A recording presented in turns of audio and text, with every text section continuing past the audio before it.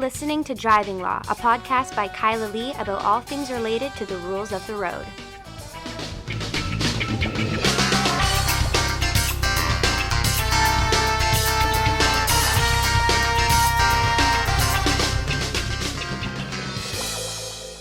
Hello, and welcome to another episode of Driving Law. I'm Kyla Lee at Acumen Law, and with me, my co-host, Paul Doroshenko.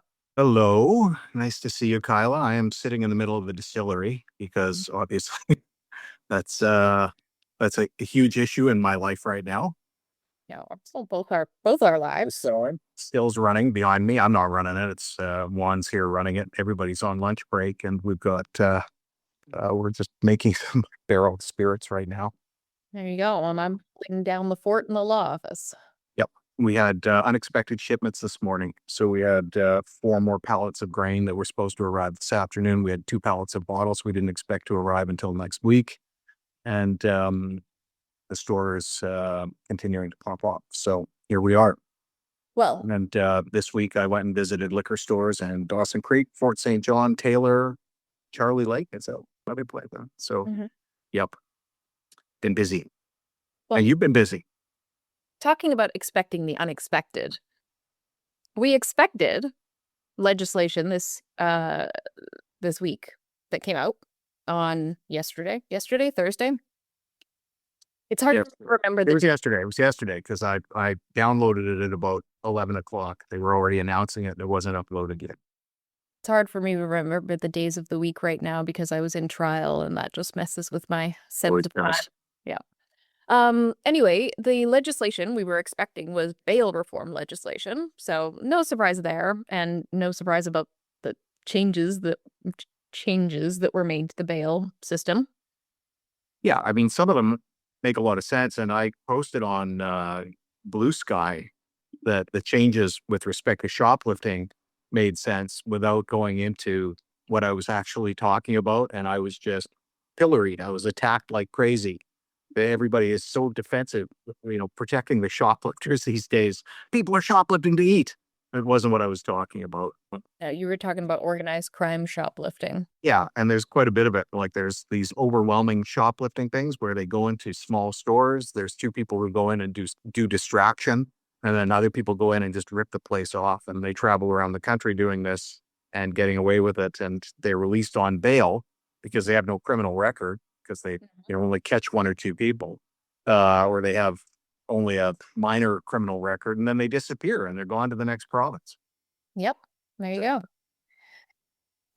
Anyway, and you want to talk about was? Yeah, the thing I wanted to talk about in the legislation was the unexpected change to the criminal code in relation to driving prohibitions. And I know... Was it unexpected? I thought you expected it. I expected that this would probably end up changed, but I didn't expect that they would sneak it in a bail bill. Oh, I knew criminal code changes. I figured that they would get it in there. I forgot about it. But so you better explain. This is your thing. This is one that you've been intimately involved in, so you should explain.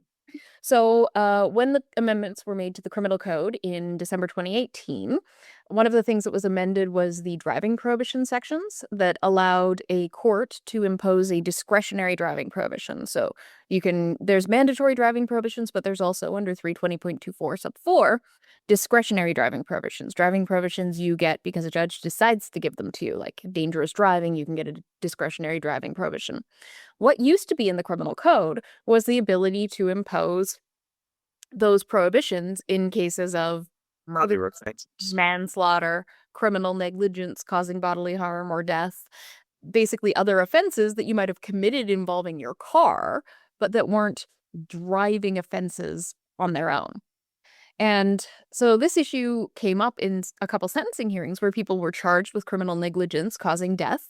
The court imposed a driving prohibition, and they appealed on the basis that the driving prohibition was unlawfully imposed.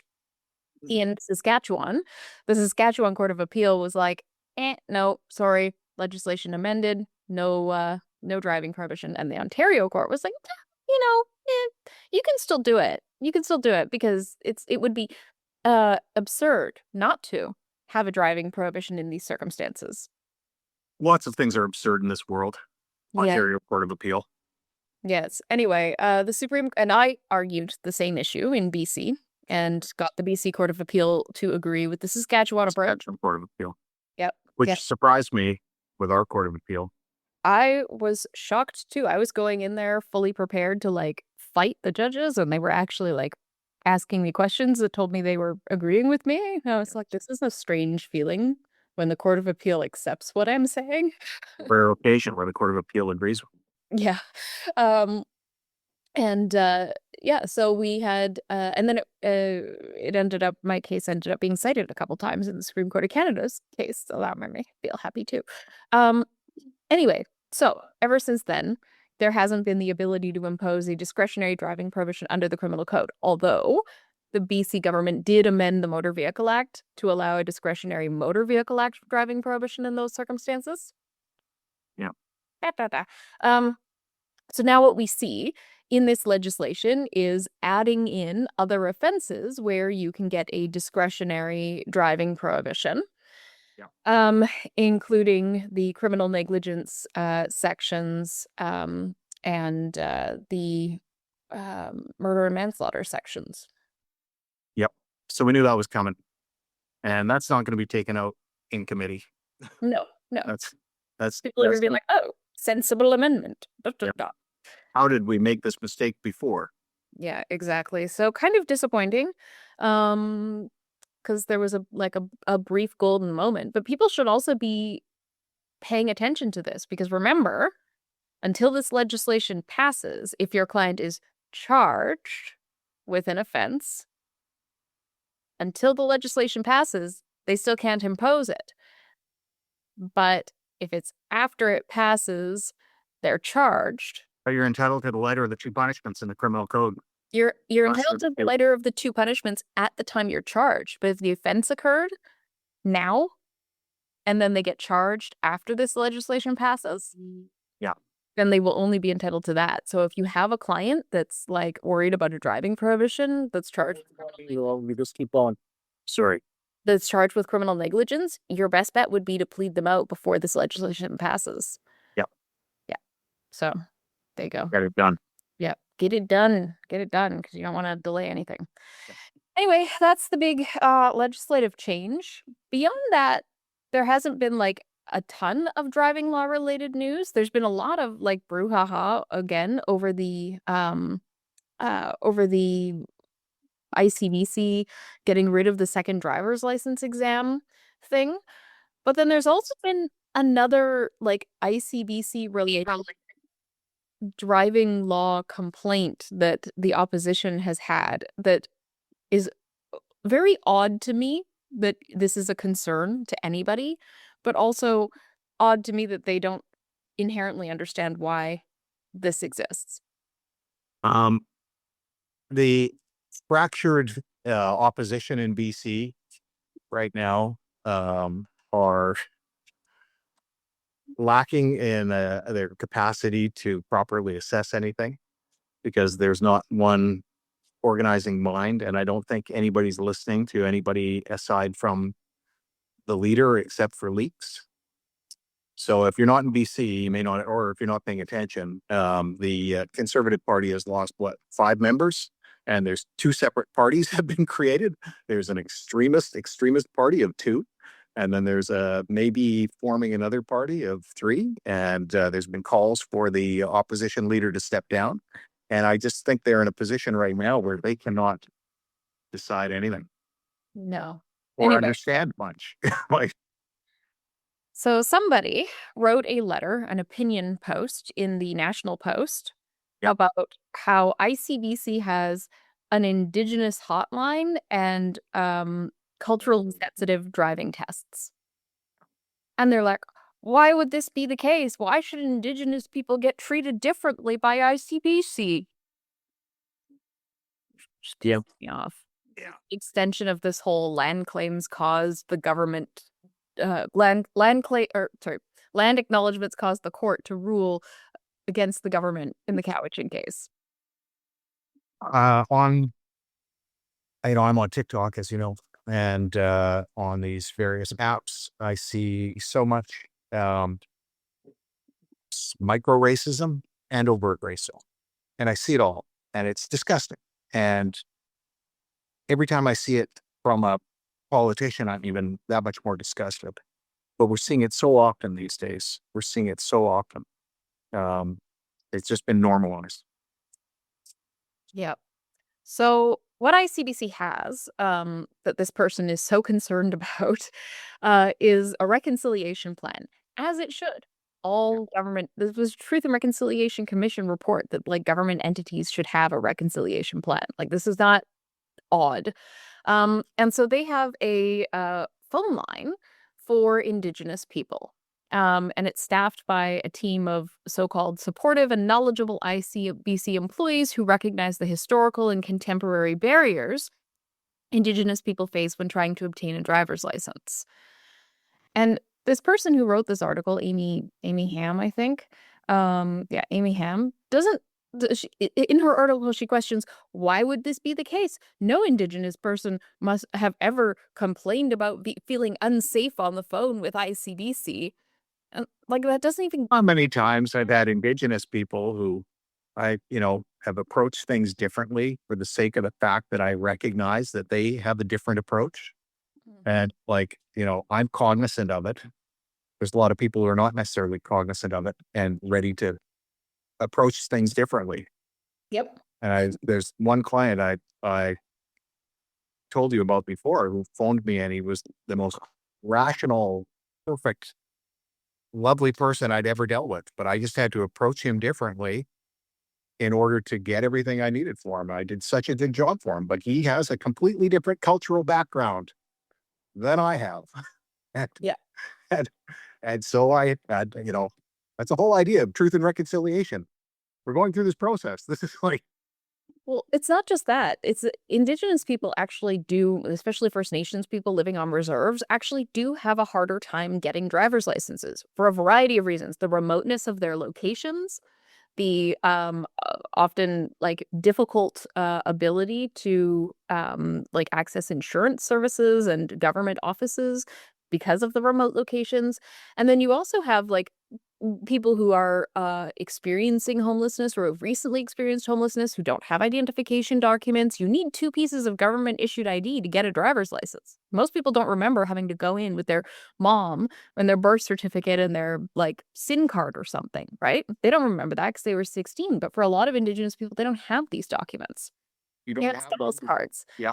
Are often rejected by organizations because a lot of status cards look kind of hokey. Like they're these plastic laminated things with pictures of people often dating back to when they were babies, and they never get updated because it's not like your status expires. So they face challenges at ICBC licensing offices where people go, I can't accept this because this doesn't look like you. Yeah. No, there's so many good reasons for it, honestly. And like, there's so many good reasons for it that I see as a result of the fact of, my dealings with the Indigenous community. But there's a lot of things that obviously I don't know about. But the point is that, I only have to have that much information to see the need. Right. Yeah. So I just don't understand. I don't understand except it's racist. Just as I say, it's racist. Just racism. And then her complaint is also that there's like a different road test service. The different road test service is that you can request a driving assessor, like a person who's going to test you, of a specific gender. And also that you can have an adapted route if you don't want to drive by triggering locations. Like, I don't know, former residential school sites? Yeah. Like, I'm sorry. We know statistically that Indigenous women are at a much higher rate of being victims of sexual assault. Do you really think that it's a great idea to just say no choice over whether or not you get in a car with a white man who's statistically more likely to sexually assault you? Yeah. Driving is empowering, and to throw up impediments for people who need to be empowered, Yeah. it just, and most people just have their parents there taking them down for their driving test, And for people who don't have that, it's a completely different organization. It's it's a completely different series of steps you have to take and things you have to contemplate, and without somebody there to help you with them. I just would like to see the Indigenous community, people in the Indigenous community, more empowered. Help them get their driver's licenses. Yeah. How tough is that? Anyway, you're right. We have this whole narrative, racist narrative right now that's playing out, because people want to exploit court decisions to try and help their political aspirations. Pretty much. Yeah. Much. And so, now anything that's aimed at reconciliation, even things that if you think about it for 45 seconds are obvious, is under attack because you might lose your house. Yeah. And for those who aren't watching this on video, my very skeptical face is out. Nobody's losing their home. No First Nation is coming to take your home. I promise you that. Nope. It's never going to happen. The obligation is for the government to pay for the harms they've caused and the lost people have suffered. Yeah, exactly. But let's lighten it up. Let's lighten the mood because we have not been able to settle on one ridiculous driver of the week because there's just so many good ones. And it's good. They're so good. They're good. Yeah. Okay. So the first one, my favorite one, is the Lamborghini owner in BC who did not get his winter tires and obviously didn't listen to our podcast at the beginning of the month when winter tire rules came out. Yep. Should be listening to the podcast. Like, would have known. You have a $400,000 car and you can't just put the right tire. You can't afford the right tires. Like, once with a snowflake on the side. Yeah. Yeah. Anyway, yeah, they were pulled over. A Lamborghini Huracan, if I'm pronouncing that correctly, in Porto Cove. And they were going 165 kilometers an hour in an 80 zone. So more than double the speed limit. Slightly. Without the correct tires for the conditions. Winter conditions, high mountain roads, not very safe. Yeah, so they ended up getting $713 worth of fines because in addition to the excessive speeding and not having winter tires, they also didn't have a front plate. Which is pretty typical for the people driving around with Lamborghinis in Vancouver. They feel they're exempt because it I'd have to put a mount on it and it would damage my precious car. Undermines the look. Yeah, geez. Don't buy a Lamborghini then. I just if you want to pay that much money for a car and you don't want to put a front plate on it, buy a car that you can put a front plate on. Anyway, it goes back to something that you've always said though, which is like, don't make yourself a target. Yeah, I know. Like what? I used to drive an 86 Chev Caprice and nobody ever saw me. We called it the stealth car because no police officer would ever see you driving it. It was great. Yep. I've always driven basically like blue or silver sedans. Nothing. Yeah. Nothing that interesting. Don't stand out. No. Don't stand out. Don't make myself a target. It says me, the girl who didn't put her license plate sticker on her car for however long she could get away with it. That was a long time. That was a long time. Yeah. Yeah. So I did make myself a target. And you have more than one car. Yeah. So I did make myself a target historically, but it was for my personal entertainment. Value. Yeah. You wanted the police to pull you over so you could test some of your theories. I'll blow into yours if you blow into mine. Okay. One of your jokes, one of your many jokes that I've heard many times before. The more entertaining is the other ridiculous driver of the week. The other ridiculous driver of the week is a woman in Halifax who has been charged as a result of stealing a fire and emergency truck. So firefighters were responding to a fire alarm, and while they were there, this 28-year-old woman, for no apparent reason, gets into the fire truck and drives away. I'm sure she had a reason. I don't know. Anyway, drives away in a fire truck. Didn't damage it. Yeah, that's the shocking thing to me because it's like theft of fire truck and managed to apparently drive it in such a way that she didn't damage it. I doubt she's driven many fire trucks before. I mean, I would imagine First that time fire truck driver. I would imagine that her impairment was probably a cause. Well, you're supposed to take a taxi. You're not supposed to take a fire truck. Yeah. Yeah, she also got charged with assault of a peace officer, possession of property obtained by crime over 5,000, theft over 5,000, refusing to comply with a demand, impaired operation, mischief, which I don't understand, and then mischief endangering life, which I do understand. Yeah, be interesting. But anyway, no damage to the fire truck, which is quite impressive. Also, good luck with that impaired. Yeah, yeah. Well, I feel like He's impaired. stealing the fire truck is pretty compelling evidence in and of itself. She might have had a very good reason. Maybe there was another fire. That's true. That's true. There might have been another fire that she was very concerned about. I'm already defending this lady. It's great. Okay. All right. Thanks. That's for bearing. podcast. Thanks for bearing with me here. Yep. And if you have a driving law related issue or you stole a fire truck, you can give us a call at 604-685-8889 or find us online at vancouvercriminallaw.com and tune in next week for another exciting episode of Driving Law.